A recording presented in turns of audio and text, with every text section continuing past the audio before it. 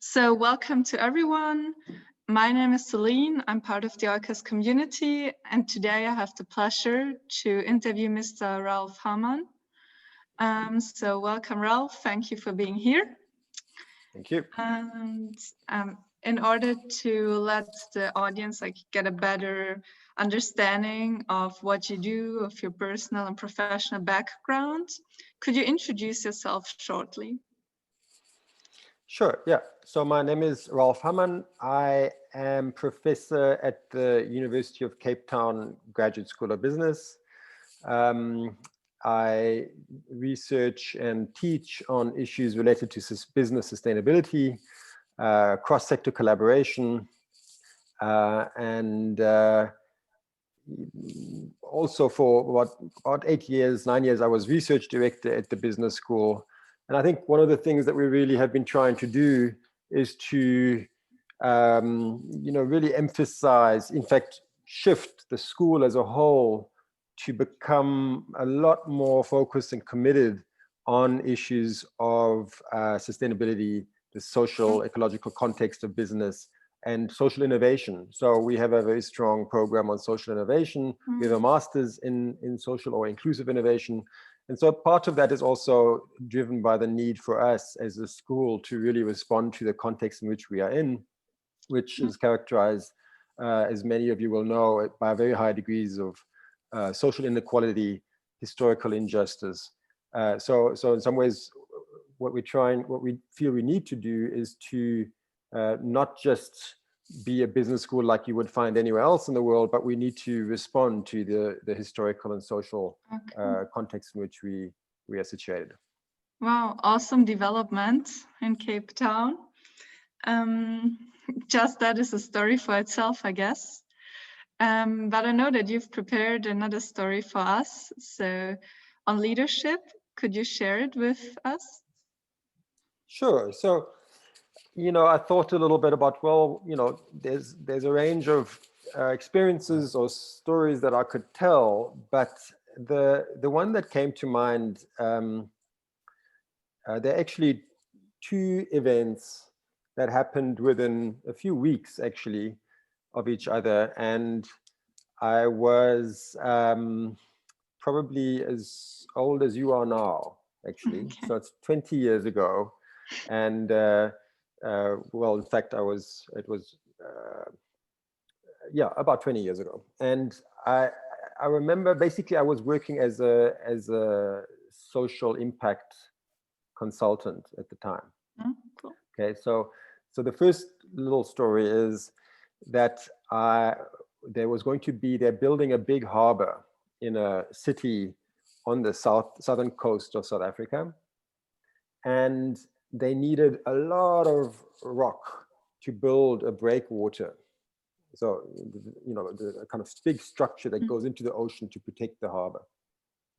And there was this hill about maybe 5 kilometers from the coast. It was a beautiful hill, it wasn't quite a mountain, but it was quite a big hill. And basically they were going to get the rock from this hill, and they were going to take so much of it that the whole hill was going to be basically taken away. And there was part of my job was to basically interview a range of people who would be impacted by this, and to ask them, what their concerns were. So this was what we would call a public participation process.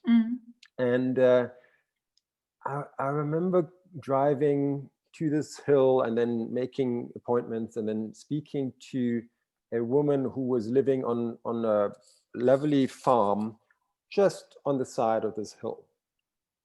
And I was basically pretty sure that she would be really upset about this project, about this plan to basically take away the whole hill, or at least the top of the hill, right? And also because there was going to be a lot of disruption. There would be giant trucks that would be driving past, lots of dust, right? A lot of noise. And so I actually really felt sorry for her already before I even met her. And I, was going and thinking, oh gosh, this is going to be quite difficult. And this is going to be a conflict, right, between her and the company that wants to do this mining.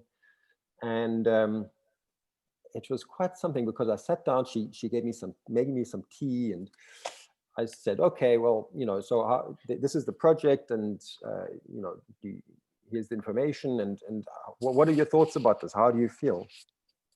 And she said, it's fantastic. And I was like, what? How can you, explain that to me?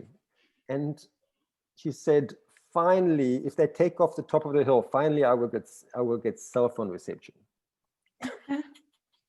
Because in those days also, it was the early days of cell phones, and she basically didn't have a cell phone tower anywhere near, and what she thought was that the hill was obstructing her reception.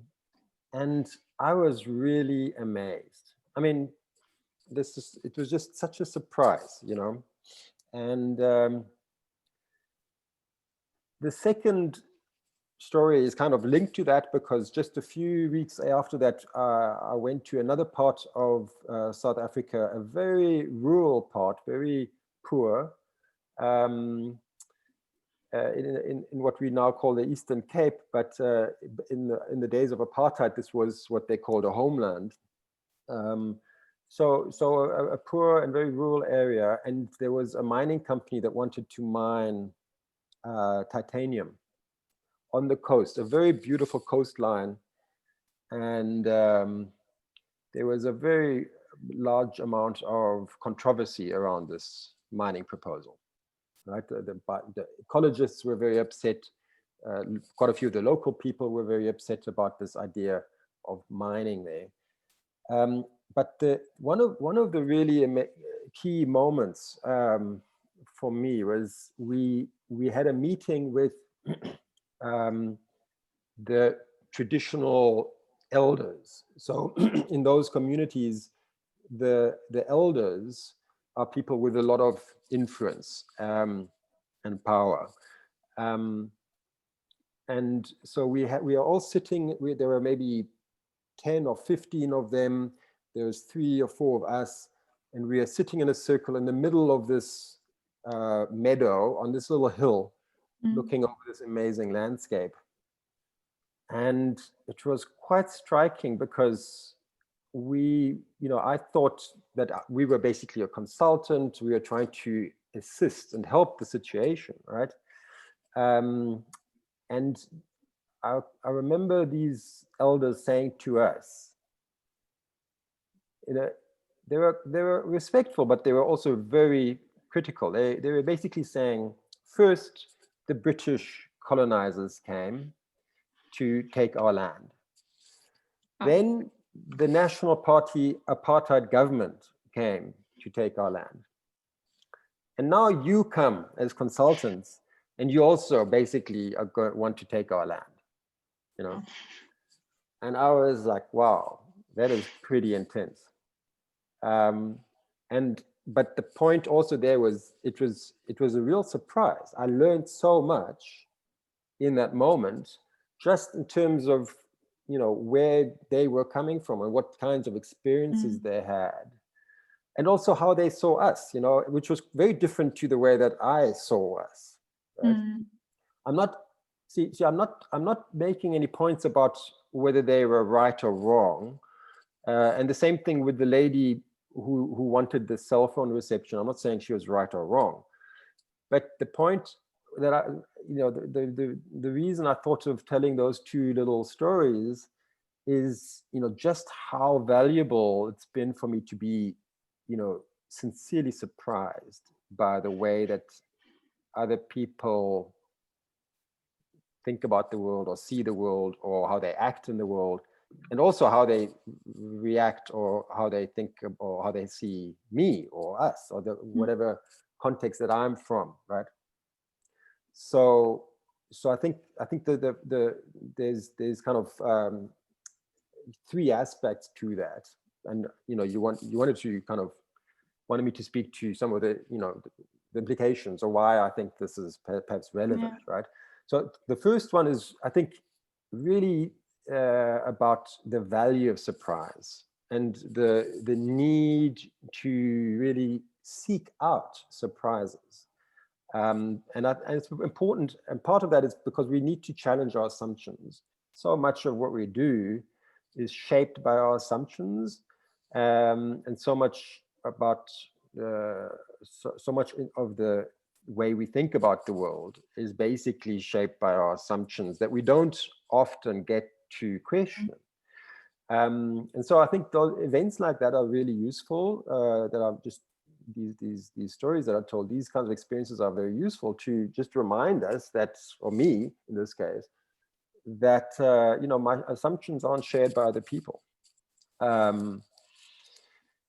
And I think that's really important for leaders, especially because if we make decisions that influence other people, we need to be continuously checking our assumptions and challenging our assumptions, right? Did you bring these experiences into your behavior as a professor at university and into your teaching? Did you integrate? Yeah, well, so I think so, right? So I think wanting to continuously question what are some of the assumptions that we have, or the way that we think about the world, that is something that actually then also motivated me to do a PhD and actually then work in academia, right? So some of the work I was doing as a consultant then, the other thing that I was very concerned about is that we were writing these consultant reports that would say something like, okay, you can go and mine in this part of the world, but you need to do A, B, and C. And again, there were very important assumptions that the company was going to do A, B, and C. And I learned then that we cannot make those assumptions. And so that's why I went into a research career, because I wanted to know more. Number one, I wanted to know more about whether, in fact, why companies do A, B, and C, or maybe they don't, right? Are they going to be responsible in their actions? But also to then shape the way that managers think so that they are more likely to act responsibly with regard to the communities that they impact. Okay. Right. So I think the underlying thing was definitely wanting to continuously question our assumptions and challenge our assumptions.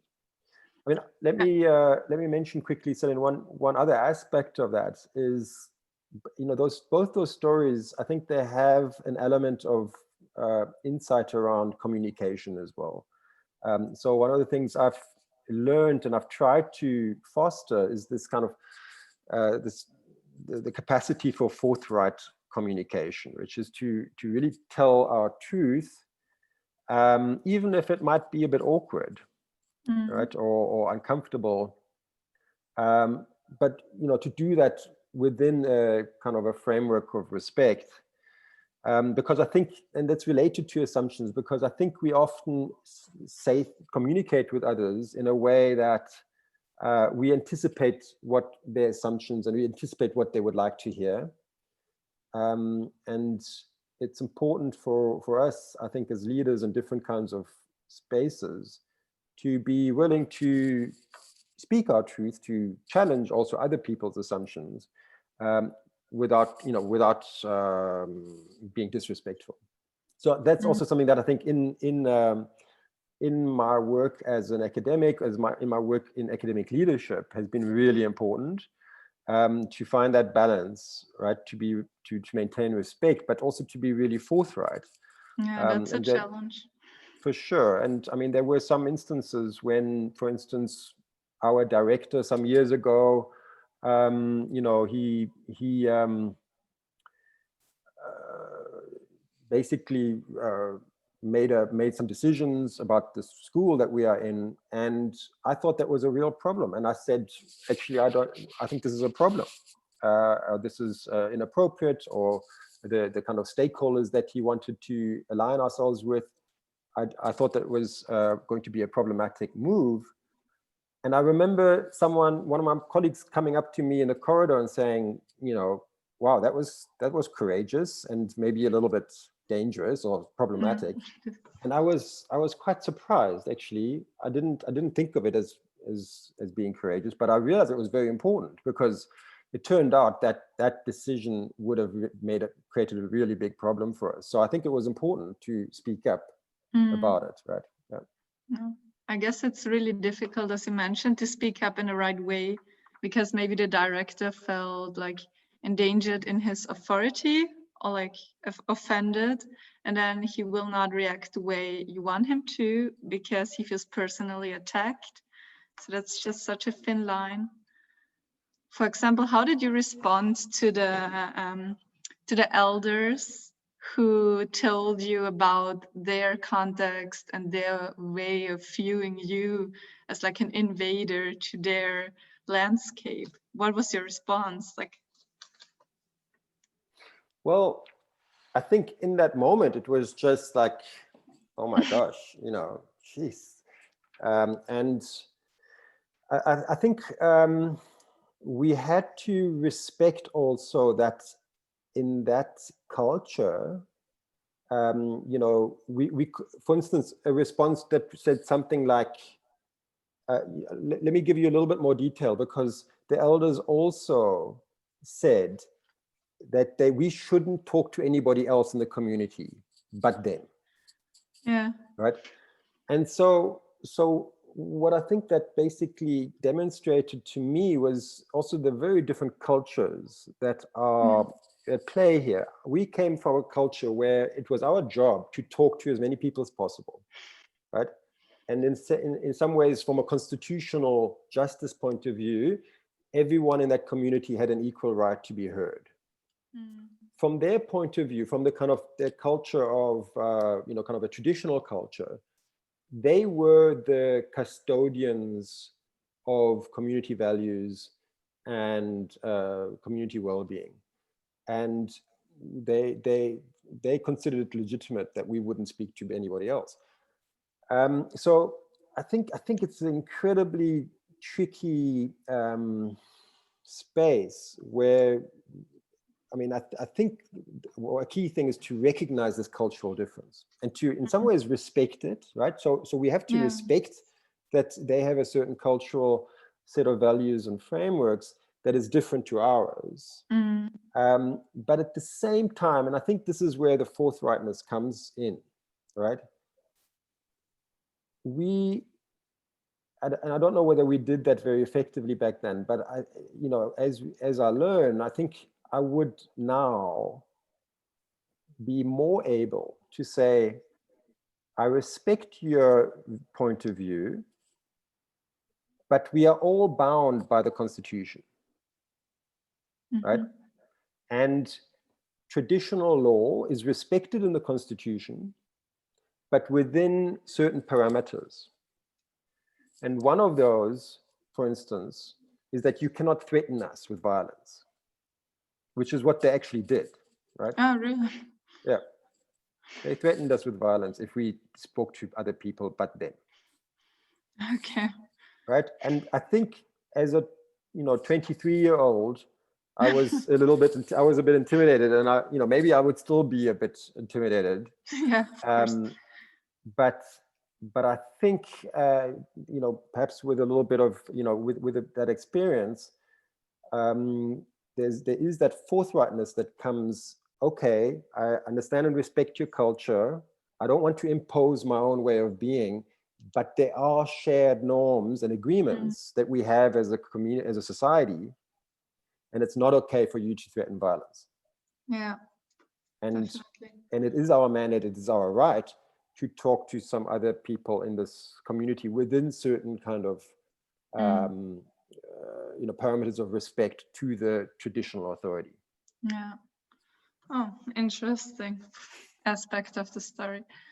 Okay, and to wrap it all up, so which practices would you recommend to the audience for the everyday life in order to support these two key messages that you've just told us.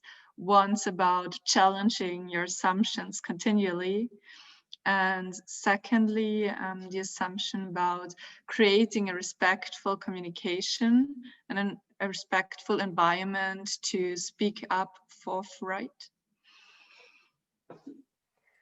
Yeah, so it's not like I can suggest a a kind of daily practice in this. I think it's a more of a general kind of a perhaps a mindset, or perhaps a kind of a commitment to oneself, right? Or a kind of a practice in that sense, a kind of a continual commitment. And the one is to celebrate and to seek out surprises. I think it's just something that we should try to do. And surprises help us make sense of the world in new ways, right? So in our research as well, it's always a very useful when I talk to students and they do interviews and so on, and they tell me, all the different things they found. It's all well and good, but then sometimes we say, okay, what do you find surprising in any of this? And it's like, and then something entirely different comes up in a really generative and powerful way, right? So I think for us to celebrate and seek surprises is one practice.